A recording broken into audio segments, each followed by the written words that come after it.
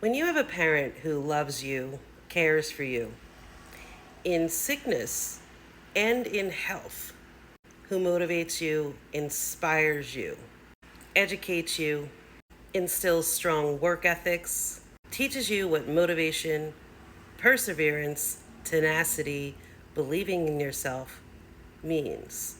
But not only means, but how to apply that. The automatic, the feeding you, clothing you, sheltering you, being there for you.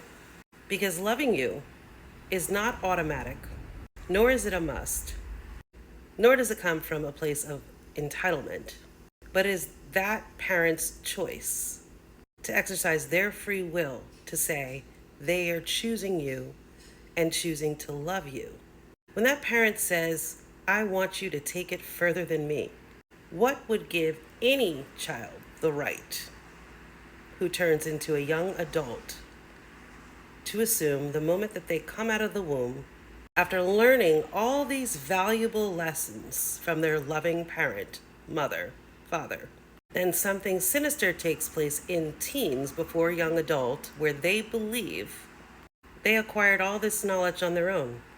Their way of showing thanks is to lie about you, slander you, defamation in the form of they were abused. They didn't receive love at home. Their parent or parents were just so toxic to them. Their gratitude comes in the form of perpetual victim mentality, where the parent or parents become the enemy. How does that take place? How does that take place when a child or children come from a loving, supportive home, by which their mother, a single mom perhaps, father, single father perhaps, or both parents, are blamed for being the very reason why that child or children don't want to deal with their parents, mother, father? How does that shift take place? Now, there's an obvious one that many already know as they're watching this video, that in all actuality, a child has experienced the opposite of love. Instead of love, they've received abuse, disregard, disrespect, right? Then it's automatic for that child or children to feel some type of negative way towards their parents or parent.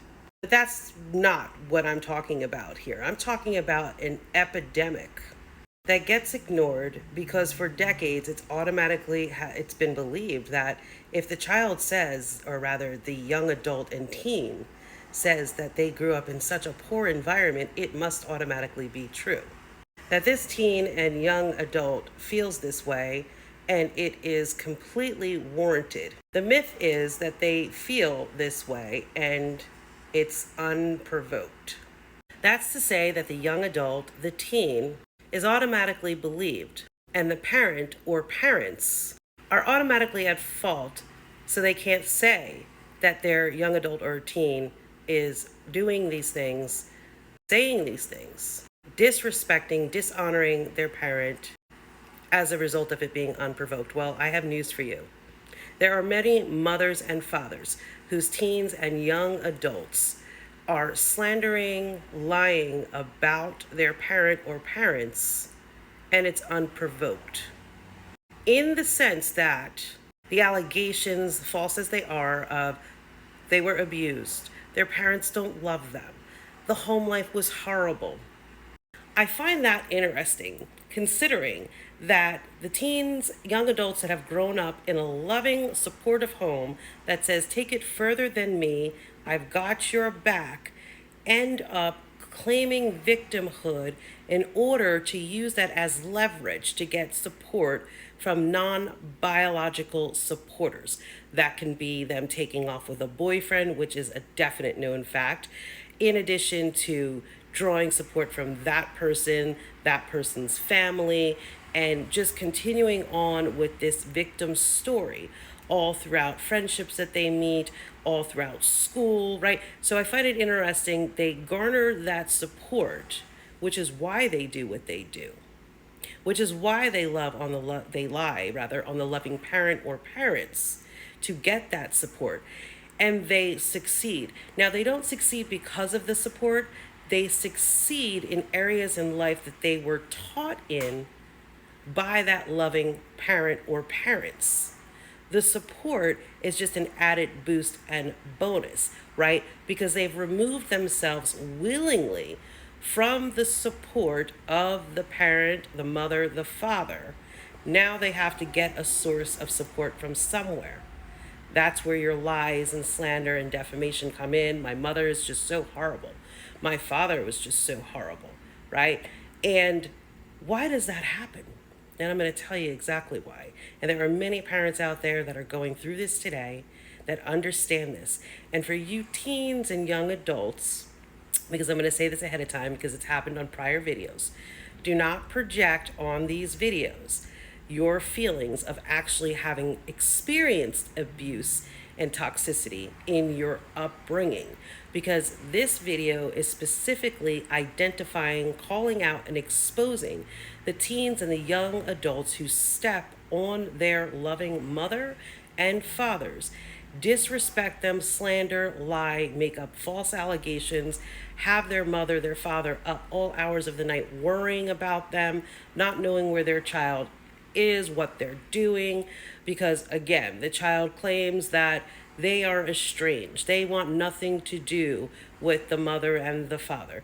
These are loving mothers, these are loving fathers that are going through this. And I haven't gotten to the point as to why they do this, but I will. So again, this is not for those that have actually experienced disruption in their childhood.